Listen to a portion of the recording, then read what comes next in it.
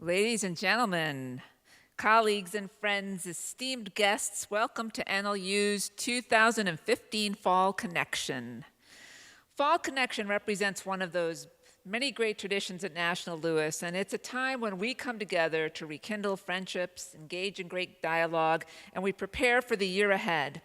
And this year, we extended our university connection to allow our faculty to have an opportunity to spend time immersed in preparing for the new academic year. We were also fortunate to hear comments from both our provost, Dr. Allison Hilsebeck, and our board chair, Scott Smith. And I think they both did a great job helping us get context for the year. So thank you, Allison, and Scott, we thank you. So the president has the privilege to provide the campus community with information about the state of the university and outline and reiterate the direction of the institution at Connection, and that's my role today. So I'd like to begin my address by thanking all of you for your dedication and your service to this university and to our students. I realize how incredibly fortunate I am to be part of this authentic community whose kind and collaborative spirit and commitment to excellence and innovation truly distinguishes us as a university. We are a creative, impatient, diverse, dauntless, and humble institution. Basically, my kind of place. And I thank all of you for the honor of serving as the president of the institution. Your continued trust and commitment are beyond humbling, so thank you. This year, my first attempt to pull together my remarks was thwarted by an evil computer virus that destroyed all the work I had poured into my address for weeks. It actually destroyed every document on my computer. After a complete meltdown, which I happily only shared with my husband, I picked myself up and started again. But this was after he empathically said to me, let's watch a totally escapist, mind-numbing action flick with perhaps a little bit of alcohol. But I have to say that upon reflection, I realized I had truly internalized the values of our university. We don't give up. We always pick ourselves up, and when necessary, we start again. So today, you will be subjected to the State of the University, Take 2. My address today will be divided into 4 sections. The first are highlights of our key accomplishments from the past year. The second will be a review of the key forces impacting us today and where we stand. The third will be a picture of our future based on our plan, our strat plan, as a leader and an innovator in higher education, in teaching, learning, service, and as a nationally recognized institution. And the fourth will be a call to action. So let me start by reflecting on our past year. As I look at the past year, it's clear that we had a year of great accomplishments on our campuses by our faculty, our staff, and of course our students. We have much for which we can be proud. As a community, we have come together, and our teamwork and collaboration has paid dividends in new curriculum, better processes, and recognitions from external stakeholders. For the third year in a row, we have positive earnings, and although small, this was the first year we had increase in revenue since 2010.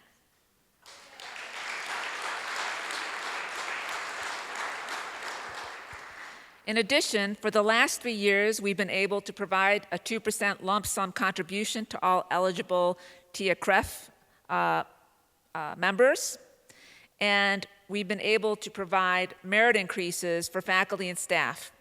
In addition, in the last 2 years, we were able to increase our adjunct and overload rates.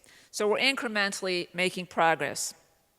We've continued to focus on our student experience, and our efforts are yielding great results as reflected in significant improvements on our Noel Levitt Student Satisfaction Survey. This year, we successfully implemented a tool to help us focus on student retention, Starfish, and as a result, in 3 out of 4 terms, we saw improvements in student retention year over year. We increased our career support and started to track employment outcomes, and our preliminary results suggest that 87% of NLU graduates are employed within 6 months of graduation. In addition, according to LinkedIn, NLU is ranked among the top university that prepared students to attain jobs in their chosen fields. This was particularly for our education programs and our human services programs. Our Student Affairs Office has brought renewed energy to the life of our students inside and outside of class. The city has truly emerged as our campus as we travel to the Art Institute, professional sports games, and engage in numerous activities on and off campus. Throughout our community, there is a strong commitment to help our students get the support they need to be successful. Our library and learning support area has increased its academic support services through test prep and remedial support for students, yielding improved pass rates on TAP tests and addressing student learning gaps successfully. These efforts also have contributed to our overall improvements in annual retention. With respect to program development, we developed over 100 new courses for the second straight year, many of which are online. We launched our focus on entrepreneurship in the undergraduate business program. We updated our master's degree program in public policy and administration, and we updated many of our curricula to ensure that we were appropriately focused to prepare students to be competitive in their professional careers. We received a number of program approvals within the National College of Education relative to the changing regulatory environment for teacher prep. And just this week, we received approval for our middle school curriculum, where we were recognized and applauded as an exemplar of a great program submission. So hats off to you, Ginny Jagla, and all of those who worked with her on that. That was a really great accomplishment.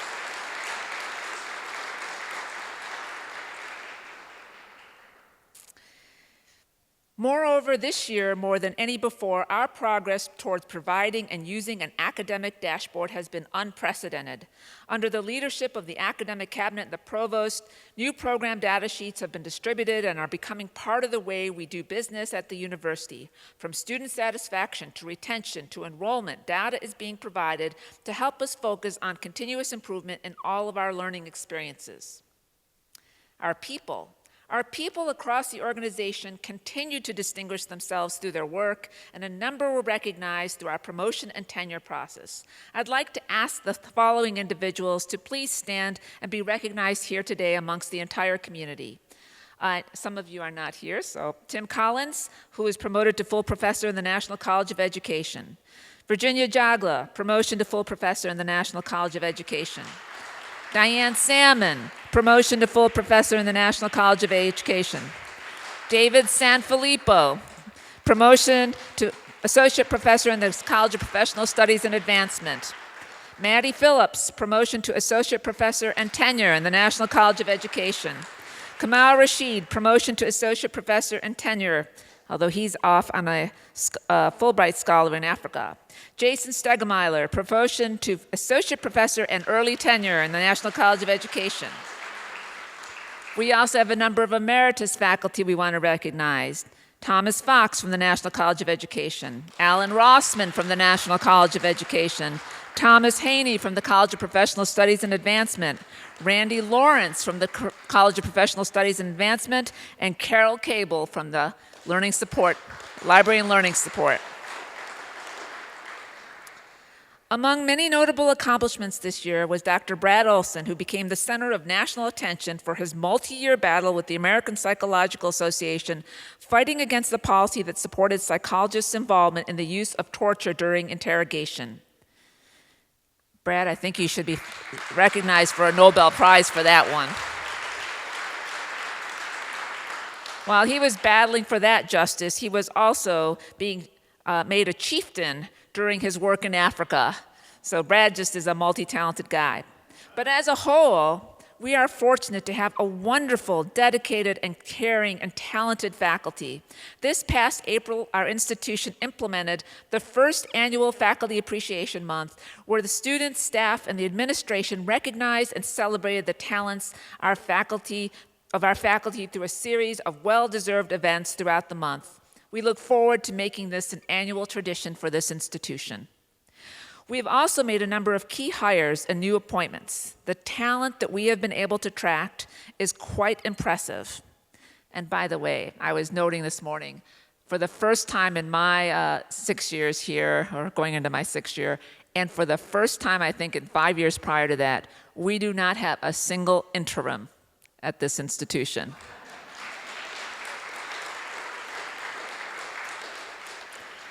I'd like to ask the following folks to please stand to be recognized. Our own Judah Viola, who became Dean of the College of Professional Studies and Advancement this year. We were fortunate to attract Robert Mueller as our Dean for the National College of Education. And even though she hasn't started yet, Carol Wood has joined us, our new Vice President of Institutional Advancement. Carol, please make sure they all know who you are. Stand up, please. In addition, Arthi Dupilia, please stand up, Arthi, who is our Vice President of Strategic Initiatives. We also have Clyde Rusty Burnett as our new Executive Director of PACE, Shannon Megert, our University Registrar, Rathenia Hunter, our Director of Student Financial Services, and Beth Epstein Rosenthal as our new Director of Lifelong Learning Institute. So even at the director level, we've hired some great talent across the institution. There are many, please, yes. There are many other new wonderful employees who have joined us this year. I believe I've met all of them at our employee orientations. I hear they are busily using their get-out-of-jail-free cards across this institution. For those of you who don't know, the get-out-of-jail-free card, it was a creation from the HR department given to me after they recognized that every time I came to orientation, I shared with our new employees that their job was to be a decision maker for our institution, and that their job was to make decisions on behalf of the welfare of our students, and that they were not to punt and say someone else needed to decide. And if they made a mistake, it was okay. It was better than not making a decision. And so they would get out of jail free cards if they had to go to the supervisor and say, well, the president said I should make a decision rather than not do anything. Now, I understand some of them are selling these cards off, they're bartering them, they're being used for all sorts of things, but I've told them they get to use them 3 times a year, so they're not supposed to not work with their bosses, but just to always think of our students first. We've continued as an institution to roll up our sleeves and work in our communities, recognizing the power that institutions of higher education have to impact and transform those communities. From our institutional month of service to the schools where we work to health centers, hospitals, and businesses, NLU continues to find ways to build partnerships and programs that serve our students and communities. Moreover, NLU has hosted many wonderful conferences this year, from the Conference on Disabilities, Reading Recovery, EduCelebrate and Startup Weekend, our Pulitzer Author Event, the McCormick Center Conference on Early Childhood Leadership, with a record-breaking 700 participants, among many others. All of these activities demonstrate how our institution participates in thought leadership and has a deep and abiding commitment to our surrounding communities, a commitment that was recognized as we achieved the Carnegie Community Engagement Classification this past year.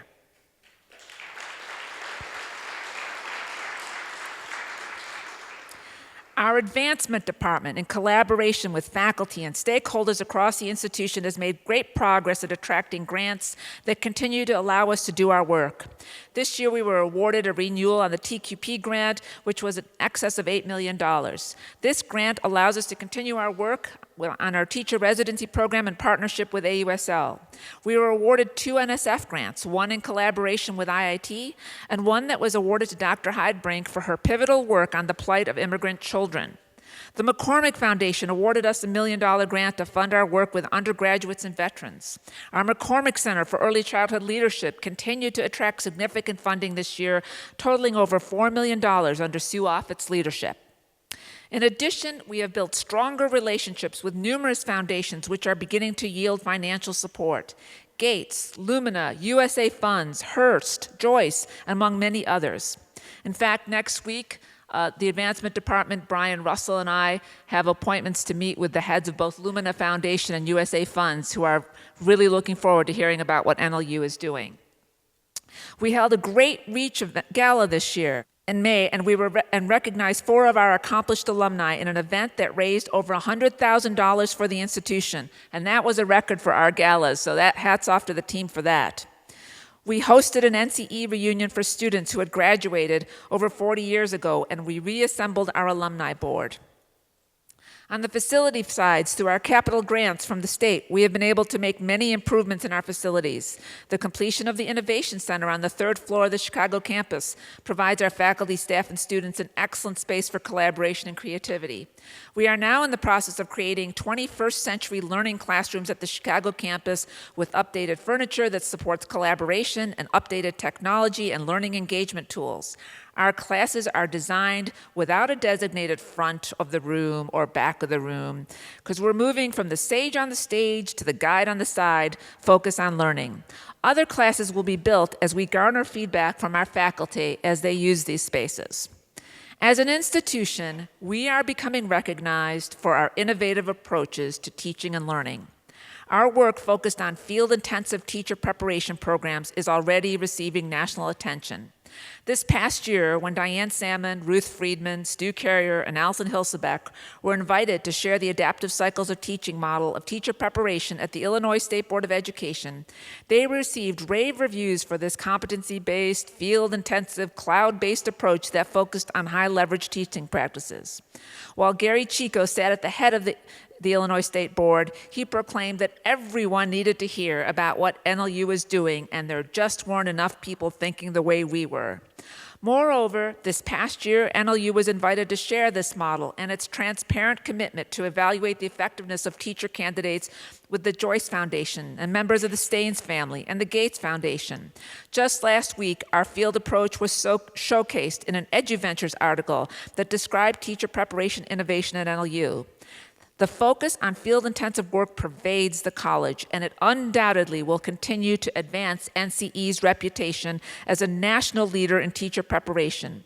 At the state level, Beth Purvis, our Secretary of Education, this week announced to me that she wanted to come over with a team of her leaders to see our programs showcased. For the last 3 years, our institution has been working fervently to define pathways to successful undergraduate education. From the initial focus on the Harrison program, which was originated, many of you may remember, by George Littman, to our focus today on serving veterans and military-connected families, our institution has undergone a journey which has culminated in what has been termed the Harrison Professional Pathways Program, or HP3. HP3 is NLU's answer to the issues of affordability, access, and student success. This past year, a group of an ambitious team worked fervently to build a program organized around 4 principles. The program had to cost no more than $10,000 a year to attend without compromising quality. The program had to be able to scale as needed and had to be financially sustainable, thus it had to leverage technology. The program had to support students and keep students at its center and its core, and the program had to lead to demonstrable employment outcomes. What has emerged is HP3 1.0. This program begins with the first 2 years of our undergraduate education and uses an adaptive learning platform. Learning is flipped so that students do their work and reading at home, and class time is used to facilitate the deepening of the learning experience and the development of collaboration and other important skills. The program is competency-focused to prepare students to gain those 21st century competitive skills. It provides life coaching for wraparound support for each student. Advanced predictive analytics are central to identify major risk junctures where proactive advising is necessary to prevent attrition, and it is scalable. Students are highly encouraged to find part-time employment while attending school to deepen the applicability of their learning. The program was launched through a great deal of networking with key partners who shared our enthusiasm for the model. The Chicago Public Schools, the Noble Charter Network, the Cristo Rey Network, One Goal, 1 Million Degrees, the North Lawndale Schools, the Chicago Consortium for School Research and the schools that they run, the Higher Education Compact, the Learning Collaborative, among many others. I'm pleased to share that we launched this program just this week with almost 100 students, even though we didn't even announce it until late spring. And I'd like to ask the following individuals who worked from across the institution to get this program up and running to please rise. And there's a bunch of them. This was not an easy task. Stephanie Pozos, Bonnie Flynn, Debbie O'Connor, Tim Collins, Stu Carrier, Rob Morrison, Shannon Meggert, Diane Salmon, Uzi Cannon, Stephen Thompson, Willie Burnside, Richard Shack, Whitetrice Richardson, Ignacio Lopez, Sonia Strahl, David Sanfilippo, Andy Kuratari, Jennifer Robin, and then our new faculty, John Olkey, Margot Tenaltis, and Ann Farkovich, and Larry Miller from advising. And then there are many staff from enrollment, student finance, admissions, and student services who have also been working diligently to get this program out the door. It has truly been an institutional effort and one that I think will reap many rewards for us in the coming years. As a result of this work and the work in teacher preparation, our institution has been invited to participate in numerous Gates Foundation roundtables and presentations. We were selected to participate in one of the incubator cohorts through EDUCAUSE, a prestigious invitation for innovative institutions. In addition, we were selected to participate in the DOE Direct Assessment Program focusing on prior learning assessment. And in fact, it was the culmination of all this innovative work across the institution that resulted in NLU being described by one of our local foundations as the darling of Chicago, the place that everyone is talking about, and by the Gates Foundation as both a positive deviant and an exemplar of what is today the modern urban university.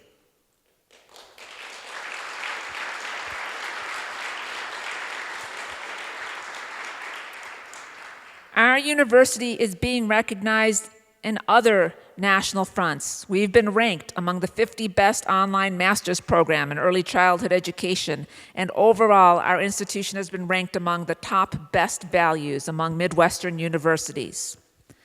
Our progress has been amazing, and I hope you all can take a moment after I rattled crazily through all of that to applaud these institutional gains, because they are truly a reflection of the collective effort of everyone at this institution.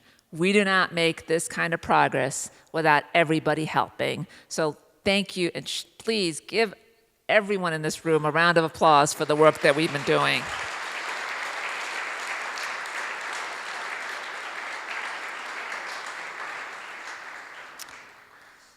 So now for the second part, our current state and what is the landscape looking like.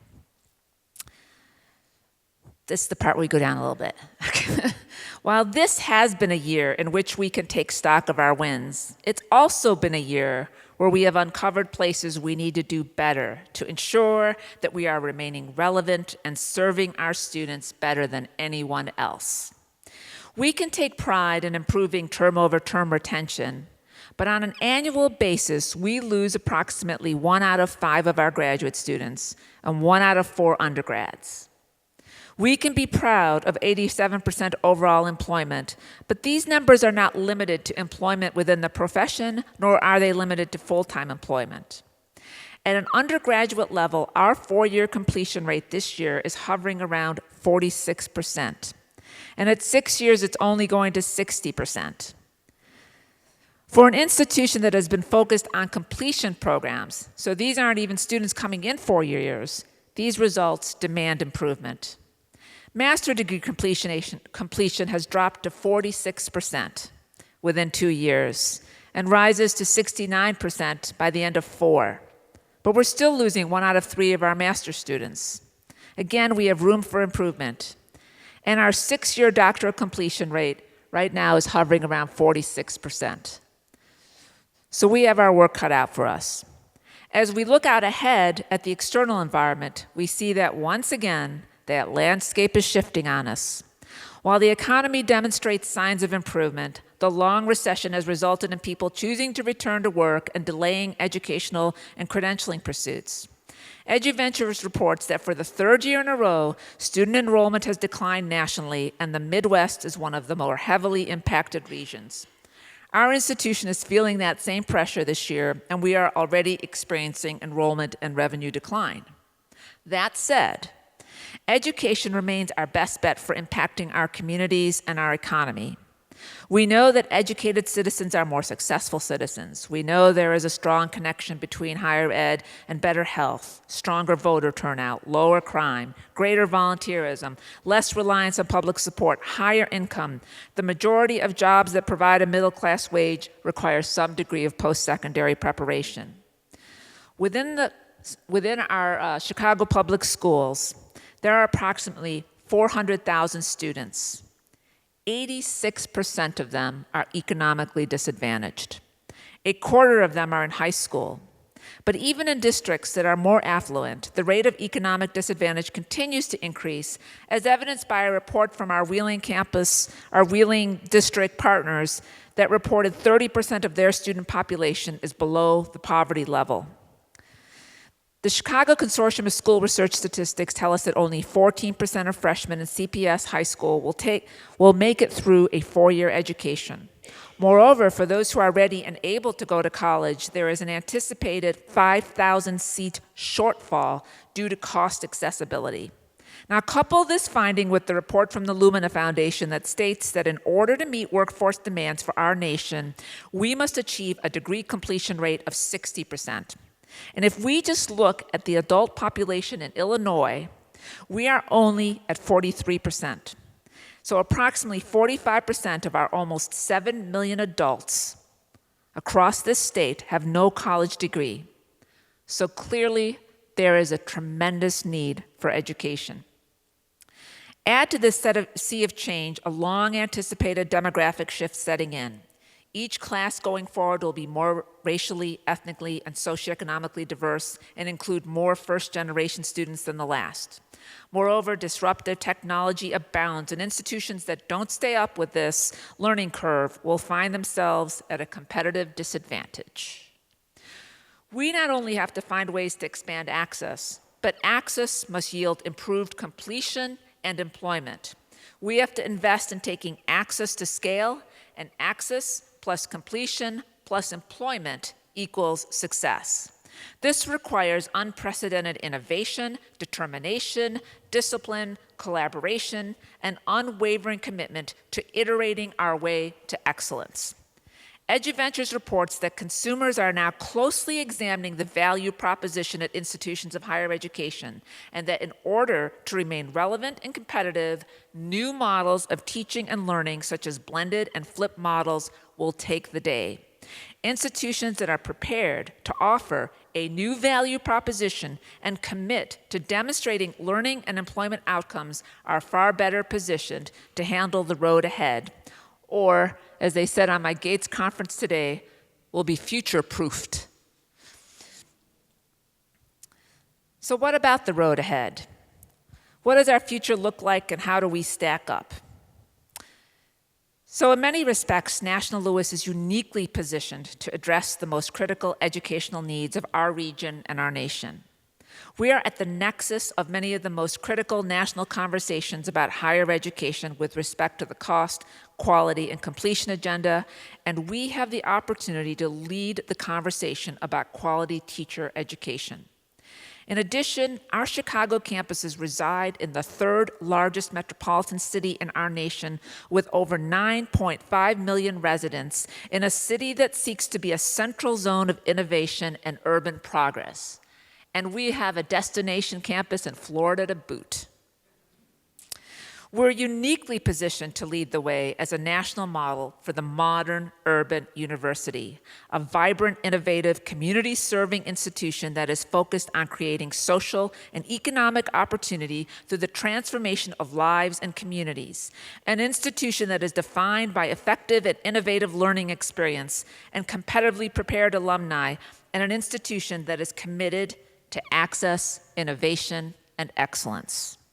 We just have to do what we've been doing. We have to do it deliberately, and we have to do it with urgency. Over the summer, the presidents of Drexel University, Johnson C. Smith University, which is a historically Black-serving institution, and myself came together in Chicago at the request of the Gates Foundation and began to explore our common commitment to students and communities. At the end of this meeting, we decided that we would each bring our leadership teams to each other's campuses and do a deep dive to understand the strengths that each of us brings to this new urban university. With the knowledge that we gained, we would publish a white paper that describes and defines the vibrant, innovative 21st century higher education institution, the modern urban university, a model that could be replicated to address our increasingly urban population characterized by scalable programs, community engagement and transformation, student success, workforce readiness, access and affordability, new and innovative pedagogies, and together, our team became the founding members of the New Urban University Coalition, also known as the NUCs. And Gates told us we were their nuclear option. This morning, on my call with the Gates Foundation, they expressed so much excitement about this and what it could represent as a national model that they're going to be funding those visits across our institutions and sending someone with us who will actually capture the learnings and help us while we blog on the Gates site over the next several months and talk about what this new urban university could look like. But to achieve a strategic vision, which sounds a lot like who we are and what we're trying to become anyway, we have to demonstrate a commitment to great pedagogy and continue to leverage technology to build our 21st century learning opportunities.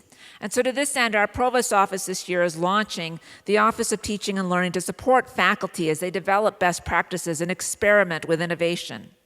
We have to complete the launch of our HP3 program and scale this model in both flipped and online modalities to address the need for college access and completion. Next month, our institution is hosting a conference also sponsored by the Gates Foundation, assembling national thought leaders on post-secondary success and examining issues related to Common Core and other areas that improve the probability of student success. We must move rapidly to solidify our undergraduates model so that we can take it to scale and serve a broad, diverse population. And likewise, we have to find ways to scale our field-intensive quality teacher preparation approaches to serve communities in need of great teachers. Our National College of Education and the College of Professional Studies and Advancement must ensure that all their programs are professionally relevant and prepare competitive graduates, and we must build programming that is flexible and blended so that we provide a value proposition for today's students seeking that flexibility combined with that deep sense of connection. Our faculty have just completed a blended version of the MBA program this year, which we're very proud of, and I know that we have plans to add several more, so that represents a very strong commitment for our future. We have to deepen our focus on the development of network of employer partnerships for internships and employment, leveraging our alumni network, our faculty, and our deans in collaboration with the Office of Career Development to support us in these efforts. This is going to be central. And at our core, we are an institution in serving not only our students, but our communities. We must clearly define our path to community engagement and pursue it with passion. A modern urban university must be able to demonstrate in a palpable way its impact on communities and their health and vitality. We are creating a future together for National Louis, and the accomplishments over the past year exemplify the depth of our commitment and our resolve to achieve a strategic vision that represents this vibrant urban university and that is future-proof. Without a doubt, we have much to celebrate. We're achieving great recognition across our community and nationally with foundations and key stakeholders. We are viewed as an innovative place and that we're bold enough to make real change happen. Our faculty, our staff, our students, our alumni, our board, and our friends profoundly care about this university and are committed to its success. We have demonstrated our ability to deliver on our commitments and to implement change when needed. The road ahead presents both challenge and opportunity. And I would like to leave you with a final thought. Winston Churchill once said that success is not final. Failure is not fatal. It is the courage to continue that counts.